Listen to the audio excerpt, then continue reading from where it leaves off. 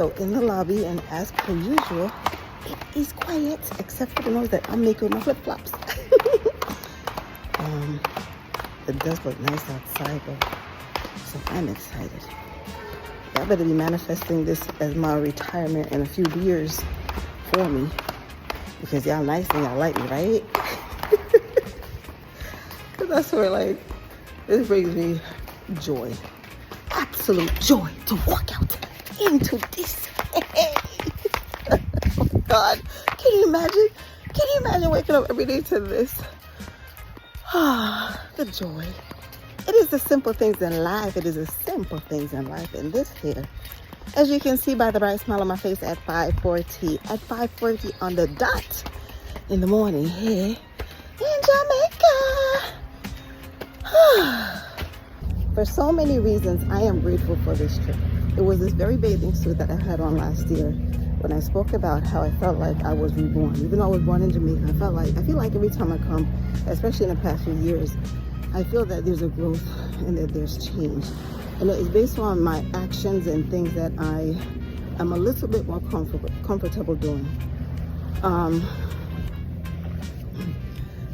I used this time, I felt like I was away at camp somewhere. And I guess in some respects, this was some type of a retreat for me, because I was able to somewhat disconnect from home so that I can be present here, doing what I want, how I want, when I want, if I want. And this trip has made me so much more aware of myself. I used to not like to talk. I used to not like the sound of my voice. I used to not, I don't know, I used to, according to my mother, I used to mumble. And it was annoying because she'd be like, huh? Like, she would say like, huh, like 5 times. And I felt like I would just say it the same way. And it was because, I think, it was because I didn't like my voice and I just wanted to hurry up and get what I needed to say out.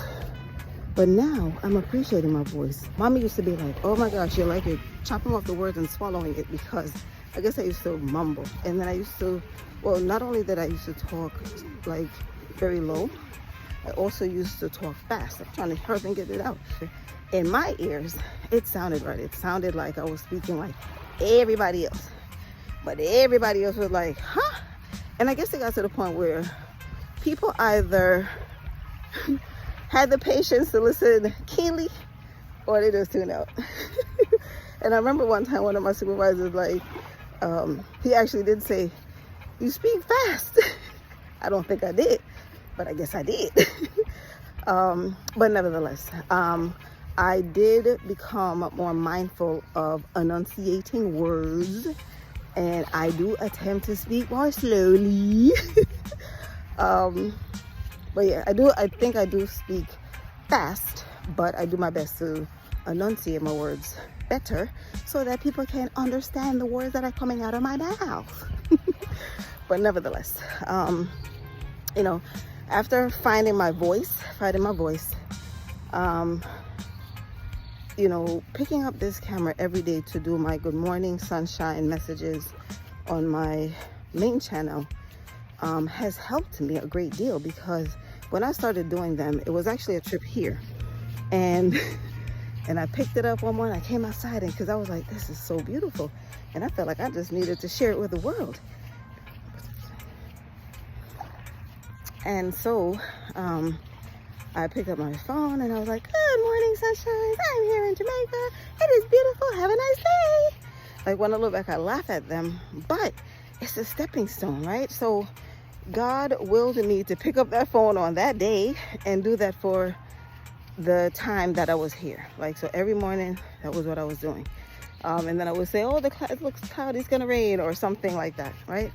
And when I got back to New York and I picked up the phone the first day when I went for my walk, and I was like, good morning, sunshines. And I was like, it didn't feel the same.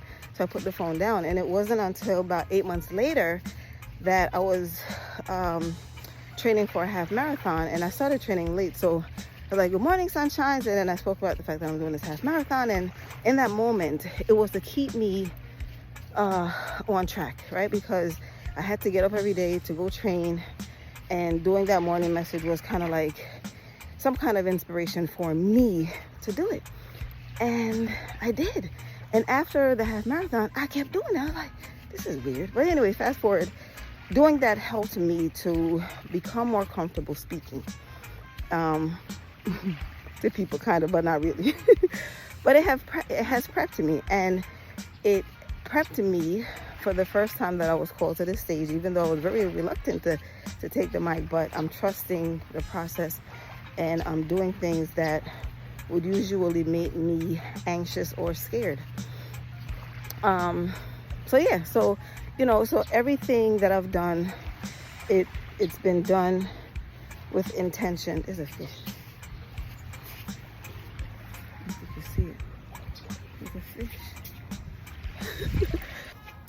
Everything that I've done has been done with intention when I look back, because even though I had no intention of doing any of those things, no, like I was not really a fan of social media for a variety of reasons. Had no intentions of writing a book or starting a YouTube channel.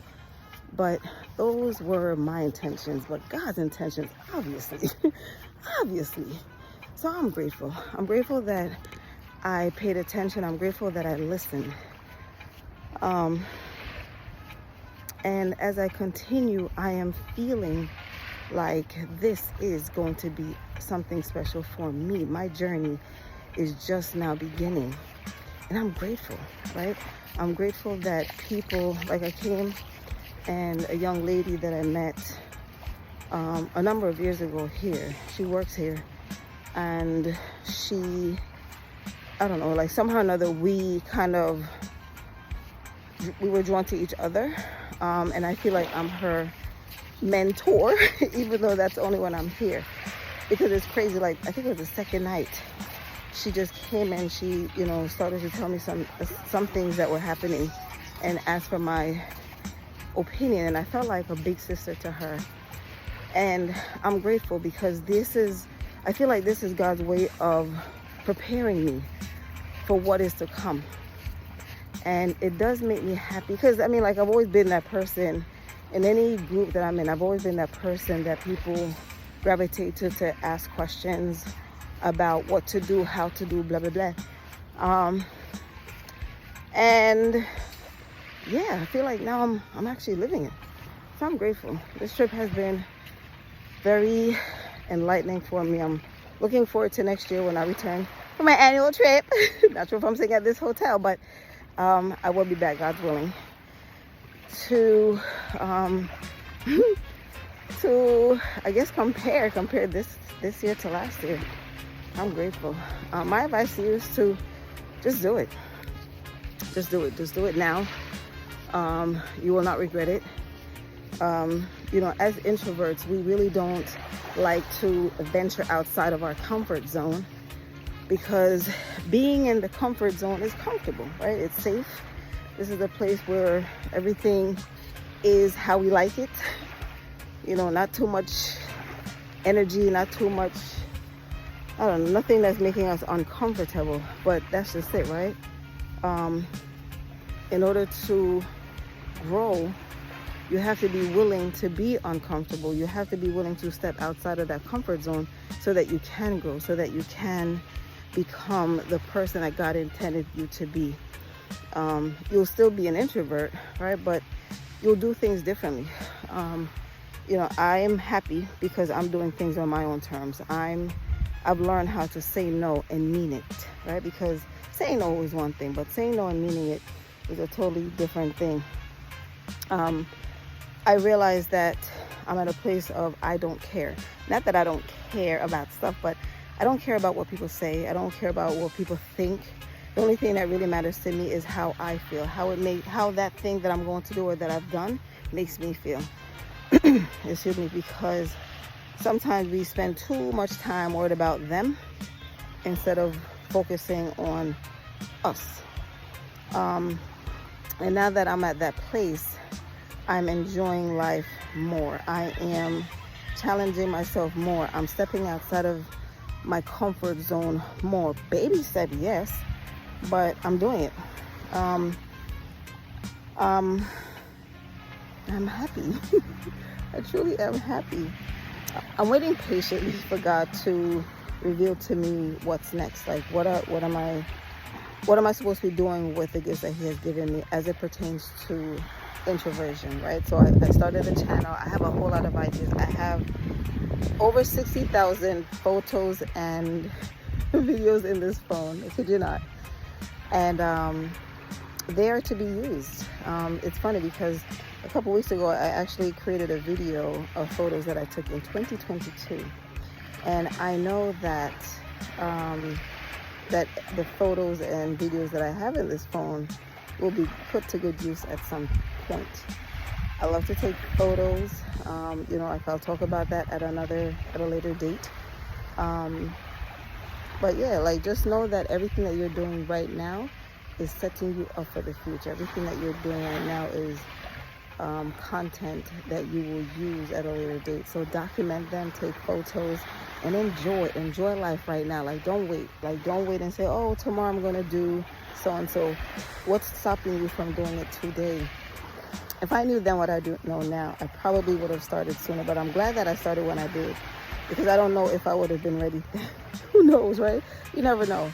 But get to a place where you're comfortable within, like with yourself, and turn the camera on. The way that I looked at it at one point was, if I was talking to a friend, this is what I would say, right? So because sometimes I'd be like, oh, my hair isn't right, and then I was like, but if I was talking to my friend, this is what my hair would look like. And so yeah, find that thing that you love to do and do it.